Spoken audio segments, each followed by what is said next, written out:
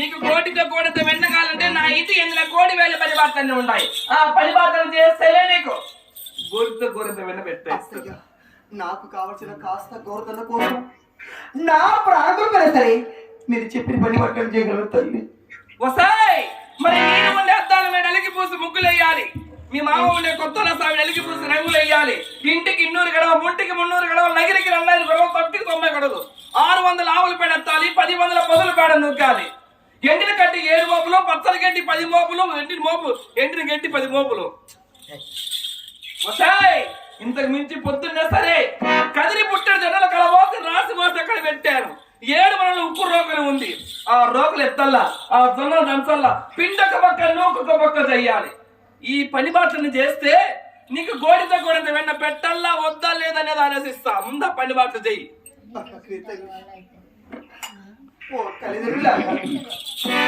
ఏనాడు నా పుట్టింట్లో పరివాడు చేసినారు కదా స్వామి.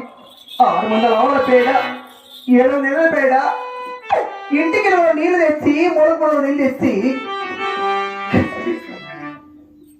హత్తగారుల దాడా కలిపి అతని పుట్టడి జరుగుతుంది సాధ్యమా తండ్రి? ఏనాడు పరగబట్టి మూడిసినాను కాదు, చేతబడి జరిగిందాని కాదు, రోగాలు నచ్చిందాని కాదే. ఈ పరివాట్లో నేను ఇలా చేయగలను స్వామి. ఏమి కష్టములు కలిగిన